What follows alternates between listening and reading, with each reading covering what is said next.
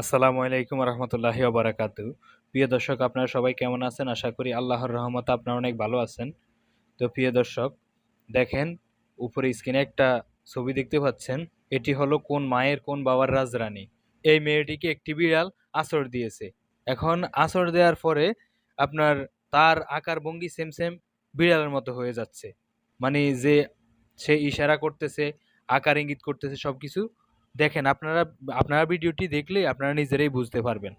তো আগে মা বাবার উদ্দেশ্যে কিছু কথা বলে নেই। মা বাবারা, আপনারা সবসময় আপনাদের ছেলে সন্তানের যত্ন নেন, খেয়াল রাখেন। আপনাদের একটু বেখেয়ালের কারণে আপনার জীবনের অনেক বড় দুর্ঘটনা ঘটে যাবে। দেখেন, একটি মায়ের একটি রাজকন্যার আজকে কি অবস্থা, তার একটু অসচেতনা হওয়ার কারণে। ঠিক আছে, আপনি সচেতন থাকুন।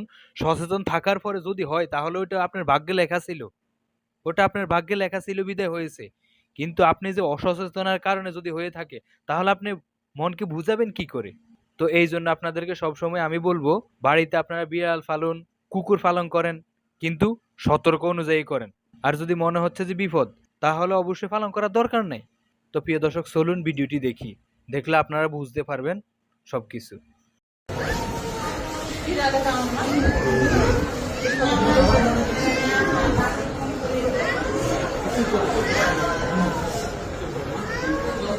বাবু, নাম কি তোমার? নাম কি? নাম কি? নাম কি? নাম কি? নাম কি? নাম কি? তোমার নাম কি বাবা?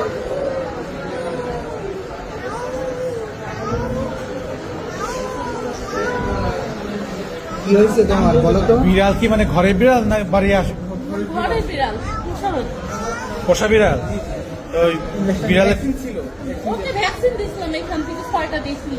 আপনি বলেছিল 3 মাস পর্যন্ত নাকি, ওইটা টাইম থাকে 6 মাস। তো তারপরে তো বিড়াল অনেকদিন ছিল, এখন তারপরে কিছু হয়েছে নাকি বলতে পারছি না। দেখে তো মনে হচ্ছে জলাতঙ্কের লক্ষণ মনে হচ্ছে। রাজশাহী দূরপাল্লার যে হাসপাতাল আছে ওখানে নিতে হবে।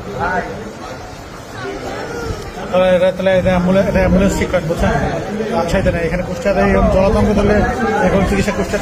তো প্রিয় দর্শক, অবশ্যই আপনারা ভিডিওটি দেখছেন এবং কথাগুলো শুনছেন। প্রিয় দর্শক, একটা কথাই বলবো আপনাদের উদ্দেশ্যে, আপনারা সবসময় সতর্ক থাকেন এবং কি আপনাদের বাচ্চাদেরকে সবসময় চোখে চোখে রাখেন। বাচ্চাদের যত্ন নেন, বাচ্চাদের খেয়াল রাখেন। দেখেন, আপনার একটু অখেয়ালের কারণে আপনার বাচ্চার অনেক বড় ক্ষতি হয়ে যাচ্ছে। আপনাদের নিজের চোখের দেখা একটি মেয়ের কি অবস্থা এখন, এত কষ্ট করে জন্ম দিয়ে লালন পালন করে, যদি আপনার মেয়েকে আপনার দ্বারাই যদি বিপদে ক্ষতিগ্রস্ত হতে হয়, তাহলে আপনার নিজেকে ক্ষমা করবেন কিভাবে, নিজেকে বুঝ দিবেন কিভাবে? তো এই জন্য সব